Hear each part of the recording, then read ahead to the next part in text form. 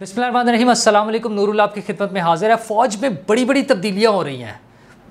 हाफिज़ साहब की टीम रीसेट और मैनेज और रीअरेंज, जो मर्ज़ी कह लें आप, बड़ी तब्दीलियाँ हो रही हैं। आज के दिन में होनी है, आज बड़ा अहम दिन है इन तब्दीलियों के हवाले से भी, और एक और बड़ी तब्दीली भी हो रही है। आज आखिरी दिन है चीफ जस्टिस साहब का, उमर अता बंदयाल साहब का, लास्ट वर्किंग डे।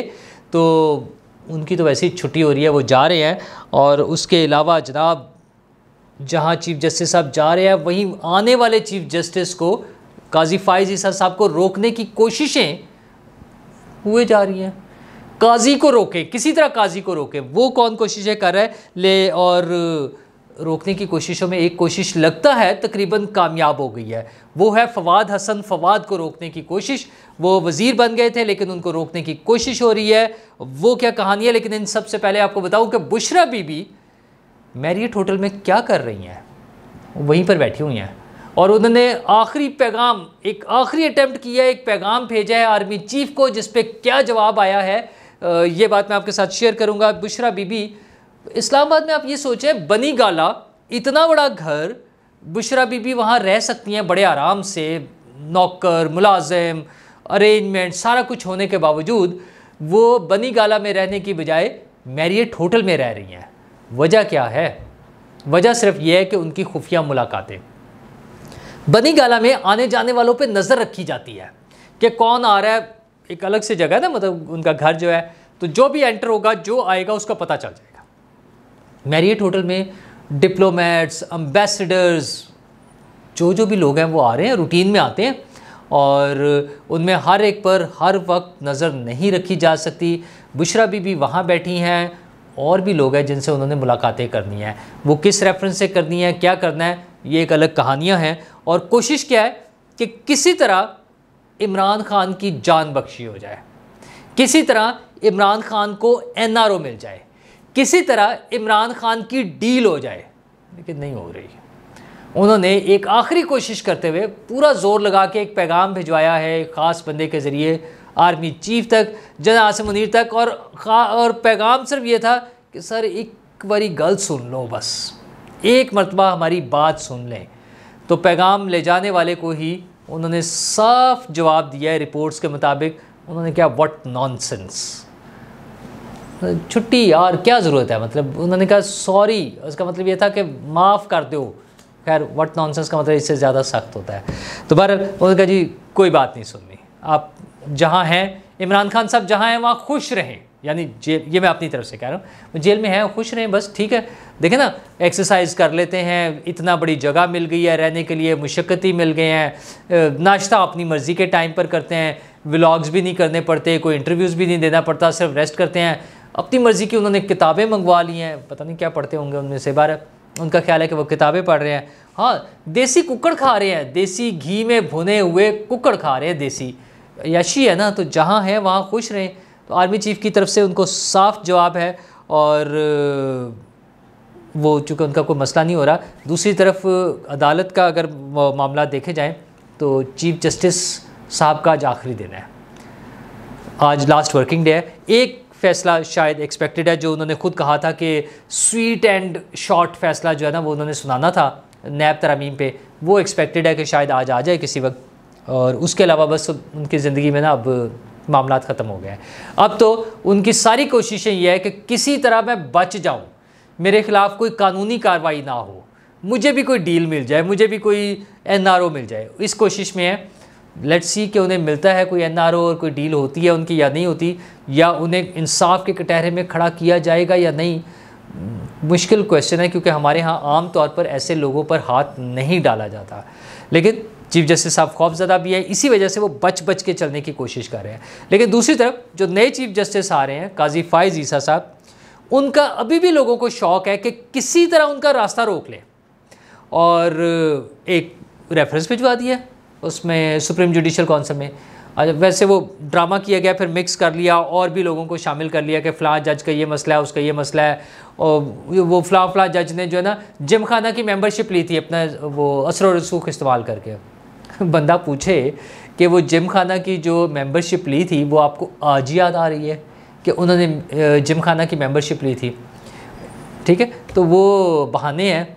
असल मसला ये था कि किसी तरह कन्फ्यूजन क्रिएट की जाए, डिसक्रेडिट किया जाए, किसी बंदे को मुतनाज़ा बनाया जाए काजी फाइज़ ईसा साहब को, और उनके ख़िलाफ़ ये रेफरेंस बना के भेज दिया गया। और उनका क्या है कि उनकी बीवी ने अपने वो जो मनी ट्रेल और वो सारी चीज़ें नहीं दी। ओ भाई, उन्होंने तो फिर अदालत को फेस किया, बार बार खड़े होकर किया, जो चीज़ें थी, जो रिकॉर्ड था वो दिया है।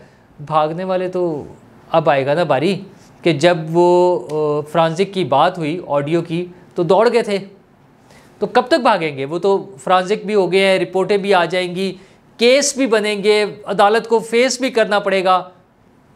जो रिश्तेदार हैं उनको मैं कह रहा हूँ, कम से कम उनकी अपनी बारी पता नहीं आएगी या नहीं आएगी, लेकिन उनके रिश्तेदारों की बारी ज़रूर आएगी। और काजी साहब को रोकना तो मुश्किल है, लेकिन एक और शख्सियत को रोकने के लिए लगता है कि शायद वो रुक ही ना जाए। वो है फवाद हसन फवाद। नवाज शरीफ साहब के साथ उनकी एसोसिएशन इतनी है कि वो प्रिंसिपल सेक्रेटरी रहे हैं। अच्छा, उससे पहले भी वो बड़ी टॉप पोजीशंस पे रहे हैं। बलूचिस्तान में भी उन्होंने काफ़ी देर सर्व किया हुआ है, और बल्कि काफ़ी सारा टाइम उनका। लेकिन अब उनके बारे में ये इतला आ रही है कि शायद उनका हल्फ ना हो सके, और उसकी वजह यह है कि इलेक्शन कमीशन ने एक लेटर लिख मारा था कि जनाब वज़रा की पॉलिटिकल पार्टी से एसोसिएशन का तासुर नहीं मिलना चाहिए। पता नहीं क्या, हर बंदा यहाँ एक अजीब व गरीब नए अनोखे अंदाज में चलता है। हर बंदा ही जो है ना वो साकिब निसार और अता बंदयाल और पता नहीं क्या क्या, मैं क्या कहूँ, ठीक है। तो वो उसमें पता चला है कि आइंदा के लिए भी उन्होंने इसके लिए मना किया।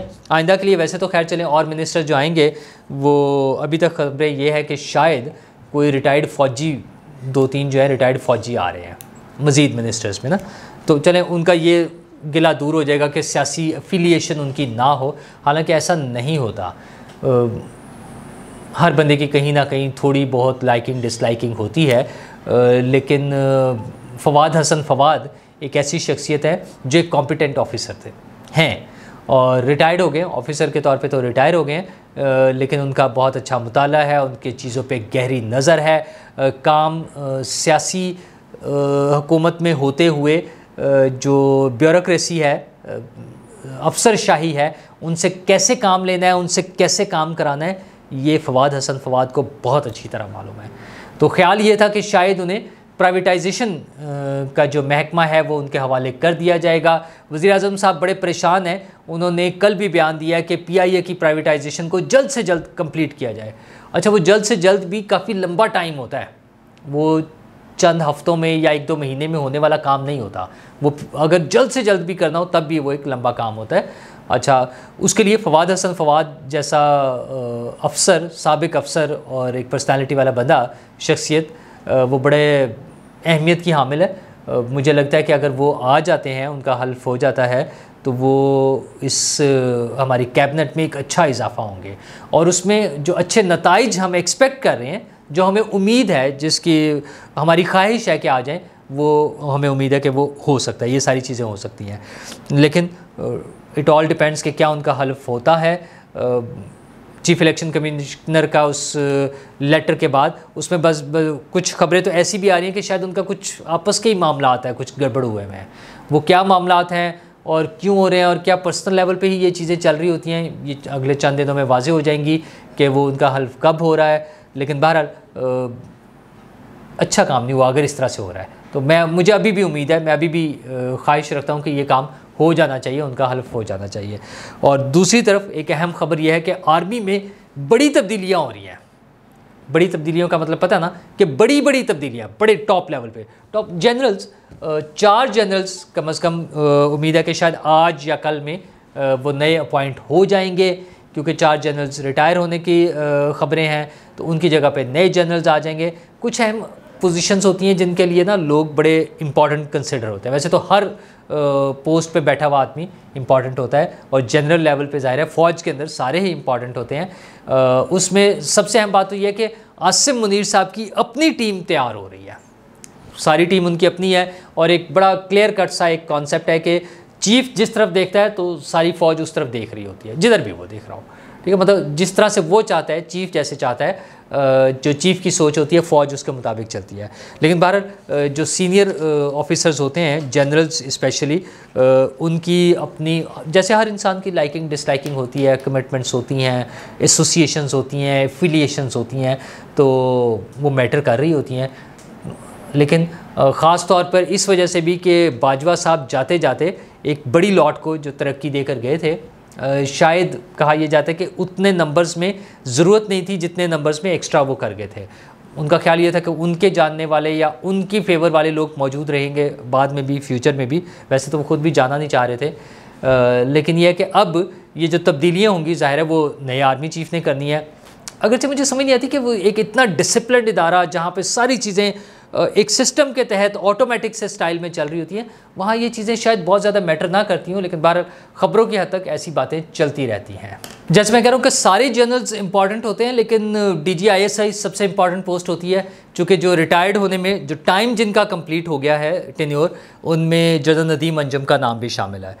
अच्छा, वैसे तो 4 की बजाय ये 6 हो जाएंगे मेरा ख्याल है, अगले कुछ दिनों में 2 जनरल्स का और वो टाइम, रिटायरमेंट का टाइम आ रहा है, तो शायद ये 6 हो जाएँ नंबर्स टोटल। लेकिन नदीम अंजुम साहब के बारे में मुख्तलिफ ख़बरें आती रहती हैं, ज़ेर गर्दिश रहती हैं। उसकी वजह यह कि बड़ा अहम वो पोस्ट है DGISI, जो कि न सिर्फ हमारी सिक्योरिटी के हवाले से, इंटरनल एक्सटर्नल सारी चीज़ों के हवाले से, बल्कि हमारे पॉलिटिकल चीज़ों के हवाले से भी ये नाम हमेशा से ही, DGISI जो भी हों, वो हमेशा से ही कंट्रोवर्शियल रहता है कि वो सियासत को देख रहे होते हैं, चीज़ों को कंट्रोल कर रहे होते हैं। यह ट्रेडिशन है हमारी, हर दौर में रहा है हमारे DGISI, और बड़ी पावरफुल पोस्ट होती है, तो उनके बारे में मुख्तलिफ बातें चलती रही हैं। गुज़िश्ता दिनों में पहले जनरल शाहिद इम्तियाज़ का नाम आया कि शायद वो अपॉइंट हो गए हैं उनकी जगह पे, मे बी ऐसी बात होती रही। अच्छा, अभी भी कभी कभार ये बात आ रही होती है कि शायद उनका नाम आ गया है, वो आ रहे हैं। एक खबर ये थी कि उन्हें एक्सटेंशन मिल गई है तकरीबन 1 साल की, फिर कुछ लोगों ने कहा नहीं 6 माह की मिली है, फिर कुछ दोस्तों ने, जिनमें हमारे दोस्त इमरान शफकत भी शामिल हैं, उन्होंने कहा कि उन्हें रिटेन कर लिया गया है। जैसे आर्मी चीफ़ को उनके रिटायरमेंट से 2 दिन पहले रिटेन कर लिया गया था कि वो उनकी रिटायरमेंट फ्रीज़ हो गई एक तरह से, तो इसी तरह जनरल नदीम अंजुम साहब को भी रिटेन कर लिया गया, वो कंटिन्यू करेंगे टिल फर्दर ऑर्डर। अच्छा, तो उसमें, और ये स्वाबदीदी इख्तियार है शायद आर्मी चीफ़ का, वो अपने तौर पे कर सकते हैं, इसके लिए हुकूमत की, वो कैबिनेट की, वज़ीर-ए-आज़म की मंजूरी है, मेरा ख्याल है इस तरह की चीज़ों की ज़रूरत नहीं है, ये आर्मी चीफ़ खुद से कर सकते हैं। अच्छा, उसमें एक ख्याल तो यही है कि वो अभी कंटिन्यू करें, उनकी जगह पे नया बंदा भी नहीं आया। अच्छा, वैसे तो एक रिटायर्ड जनरल का नाम भी आता रहा कि शायद कोई रिटायर्ड जनरल आ जाएंगे उनकी जगह पे, ये भी एक नया तजर्बा हो जाएगा, इस तरह की भी बातें आई हैं। फिर कुछ लोगों ने कहा नहीं, नदीम अंजुम साहब भी कंटिन्यू करेंगे, लेकिन शायद वो कंप्लीट अपना टेन्योर कंप्लीट करने के बाद वो डिक्लेयर हो जाए कि वो कंप्लीट कर लिया, फिर उन्हें कंटिन्यू करा दिया जाएगा। इस तरह की सारी बातें होती रही हैं, लेकिन उसमें सिर्फ एक बात अहम है कि ये बड़ी ही सेंसिटिव पोस्ट है, और मौजूदा सेटअप में ये और ज़्यादा इम्पॉर्टेंट इसलिए हो जाती है कि हमारी जो ड्राइविंग सीट है हमारे मुल्क की, हुकूमत की, रियासत की, उस पर जनरल आसिम मुनीर बैठे हैं ओपनली, तकरीबन आप समझ लें कि अनाउंसड ही है। एक निगरान हुकूमत मौजूद है, लेकिन जिस तरह से हमारे मामला चल रहे हैं, सारी दुनिया के साथ हमारी डीलिंग्स हो रही हैं, हमारी जो बड़ी बड़ी इन्वेस्टमेंट एक्सपेक्टेड है हमें, सऊदी अरब से, दुबई से, टर्की को इन्वॉल्व किया जा रहा है, दीगर मुल्कों को, उनमें बहुत सी चीज़ों में जनरल आसिम मुनीर ही डील कर रहे हैं।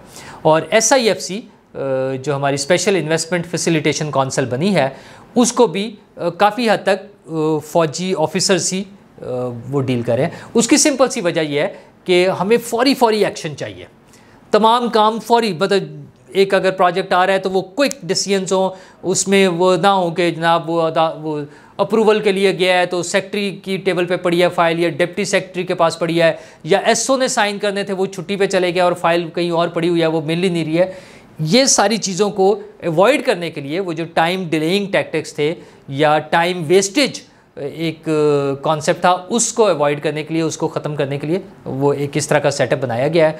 और चूँकि पॉलिटिकल गवर्नमेंट एक प्रॉपर मौजूद नहीं है, निगरान हुकूमत है, जिनकी एक लिमिटेड वो हैं ज़िम्मेदारियाँ हैं, वो अपनी ज़िम्मेदारियाँ पूरी कर रहे हैं, और लार्जर पिक्चर में मुल्क के माशी मामलात को, खुसूसन माशी मामलात को चलाने के लिए जो आसिम मुनीर और उनकी टीम रोल प्ले कर रही है। मैंने अपनी लास्ट व्लॉग में भी आपसे जिक्र किया था कि इवन अगर कोर कमांडर लाहौर जो हैं, ज़ाहिर आर्मी चीफ़ की मर्ज़ी से, उनके उस प्लान के मुताबिक बिजनेसमैन से मिल रहे हैं, एक्टिविटीज़ कर रहे हैं, देख रहे हैं, प्लानिंग में हैं कि क्या हो सकता है, हम कैसे अपने रेवेन्यूज़ बढ़ा सकते हैं, क्या क्या चीज़ें हमारे लोग कर सकते हैं, जो बड़ी कंपनीज़ हैं वो क्या कुछ कर सकती हैं, कैसे कंट्रीब्यूट कर सकती हैं। तो जो आसिम मुनीर की टीम का इस हवाले से बड़ा ही अहम रोल है। तो ये सारी चीज़ें अगले 2-3 दिन में हमारे सामने होंगी, चूँकि हमारा बहुत इंटरेस्ट होता है हमारी सियासत में। बाजवा साहब ने तो खुद कहा ना कि 2021 से पहले तक हम बराह रास्त इन्वॉल्व थे, 2021 में आके हम ए पोलिटिकल हुए हैं। तो हमारी फ़ौज का और हमारी सियासत का और हमारे सियासतदान जिस तरह से ख़ुद उनको शामिल कर लेते हैं, उनका बड़ा अहम रोल है। तो हमें उम्मीद करनी चाहिए कि ये तमाम मराहिल जो हैं बखूबी सरअंजाम पाएंगे, ये कंप्लीट हो जाएगा प्रोसेस चंद दिनों में, और हम तरक्की के राह पे कहीं चल सकें, हमारे माशी मसाइल हल हों। और जब मुल्क के माशी मसाइल हल होंगे तो मेरे, आपके, हम सब के भी माशी मसाइल तभी हल होंगे। शुक्रिया।